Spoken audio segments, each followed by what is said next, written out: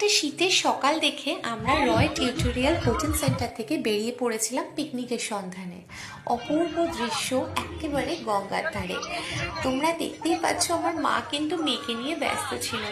আর কোচিংয়ের পিকনিক মানে বুঝতেই পারছো, সেই দিনটা কিন্তু স্যার ম্যামরা স্টুডেন্টদের বন্ধু। আর এখানে অফুরন্ত নাচ হয়েছিল, অফুরন্ত খাওয়া হয়েছিল, অফুরন্ত মজা ছিল। আর তার সাথে এত সুন্দর পরিবেশ, এক জলের মধ্যে দিয়ে যখন জাহাজ নৌকা সব পাস করছিল না, এত অপূর্ব লাগছিল। ভিডিওটা না করে আর থাকতে পারলাম না।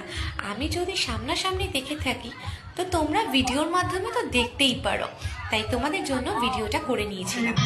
এদিকে দেখো ছেলেমেয়েরা একসঙ্গে খেলাধুলা করছে, অন্যদিকে নাচ গান হচ্ছে, আরেকটা দিকে রান্নার পর চলছিল।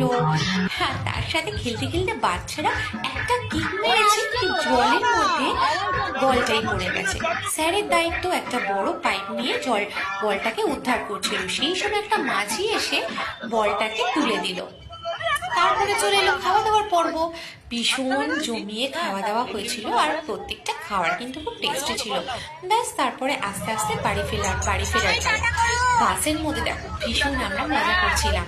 তারপরে অনেক নাচ গান হওয়ার পর দিনের শেষে আমরা আবার যে যার বাড়িতে পৌঁছে গেলাম।